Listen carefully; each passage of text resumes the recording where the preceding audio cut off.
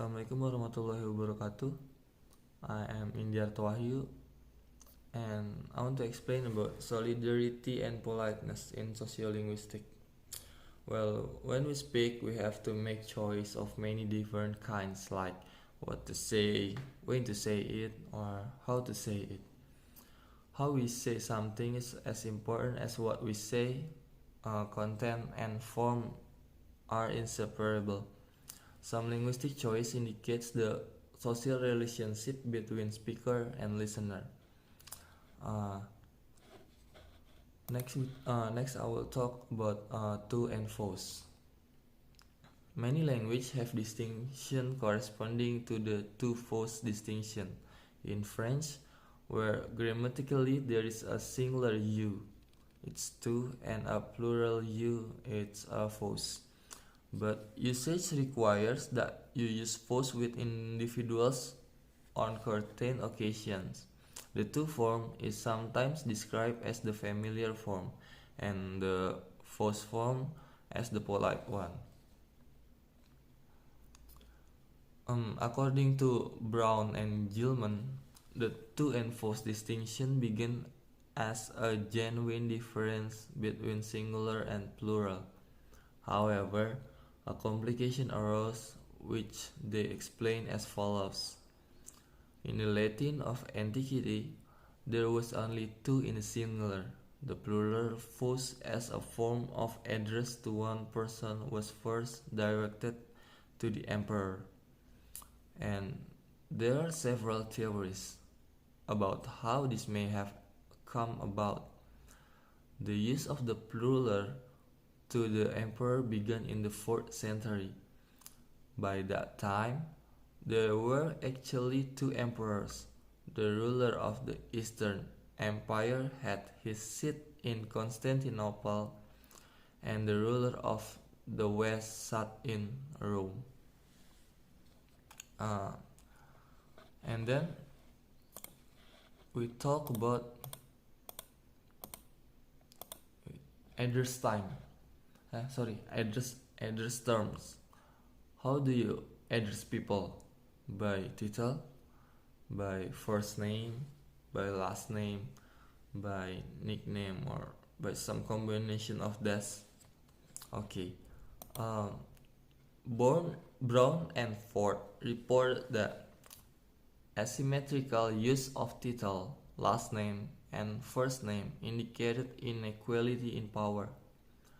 Mutual title, last name indicated inequality and unfamiliarity.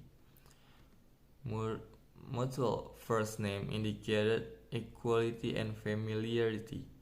Switch from mutual TFL and F.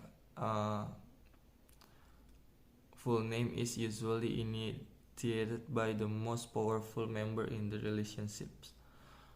Address somebody by title is the last intimate form of address.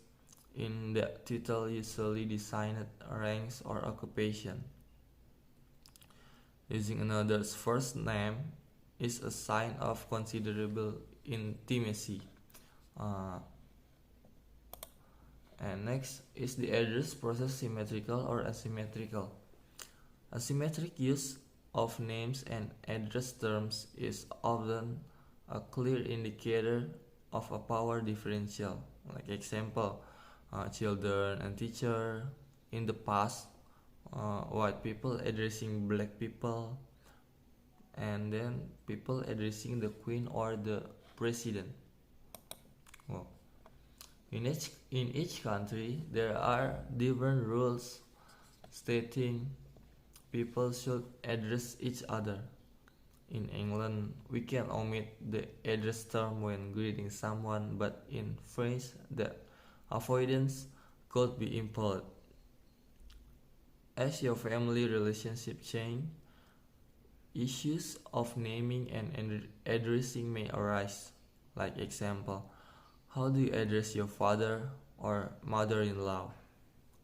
Well, finally, an additional peculiarity is that people sometimes gives names to and address non-human as well as humans. Like example, how do you address your pets if you have, and how do you address your kids or kids in general. Next we have politeness. Politeness is socially prescribed. We adjust to others in social relationships in a way society deems appropriate. And then we have impoliteness, but there's no in my model. Depends on the existence of standards. I mean my answer in the screen. Sorry. And then there are two kinds of politeness: positive and negative. Uh, Positive politeness is we try to achieve solidarity and treat others as friends. We do not impose and never threaten their face. Like example, symmetrical pronominal use. In negative politeness, it leads to difference in directness and formality in language use. Like example, asymmetric to enforce use. And then Geoffman states that when communicating, we present a face to others and to others' face. In every social interaction, we are obligated to protect both our own face and the face of others. We play out a kind of ritual in which each party is required to recognize the identity the other presents or claims. There is no faceless communication. Next, Brown and Levinson provide the definition of face. It is the public self-image that every member wants to claim for himself. They make a distinction between positive face and negative face. In positive face, it is the desire to gain the approval of others. The positive, consistent self-image or personality it looks to solidarity. In negative phase, it is the desire to be unimpeded by others' actions, a claim for freedom of action and from imposition. I think that's all about my presentation about solidarity and politeness. Thank you.